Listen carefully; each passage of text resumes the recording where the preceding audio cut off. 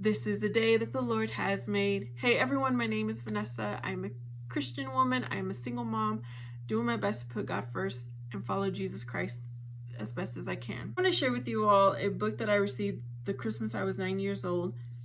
The children's stories of the Bible from the Old Testament and the New Testament.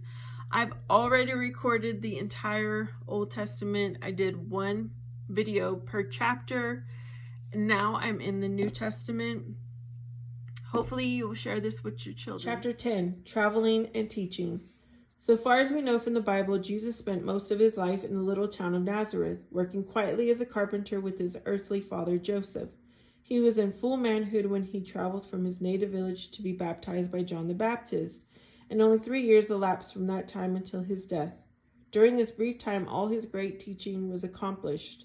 In those few years during his 30s, he spoke the words that much of the world, 2,000 years later, still seeks to live by. Though his message was for all the world, during his lifetime, Jesus spoke mostly to his own people. He never preached in any of the great Roman cities, which were the centers of power in his time. He traveled almost continually throughout the lands where the people of the Old Testament had spread, lands that we now call simply the Holy Land.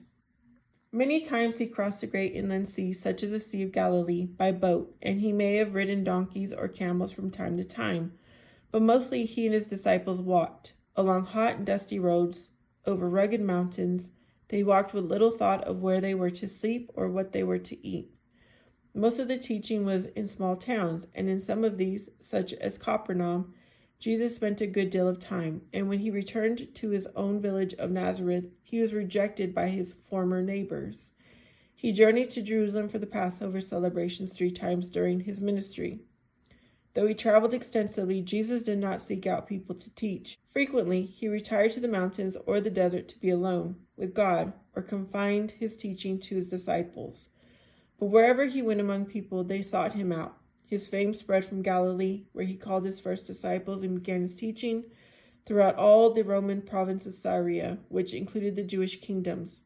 Romans and other outsiders in the area knew of him, and some came to believe in him during his life.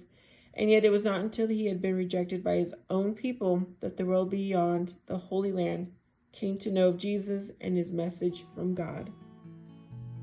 So that's the end of that chapter. I hope you enjoy. I will have a playlist of my Old Testament and the New Testament. If you liked, please subscribe, comment, and I hope to see you next time.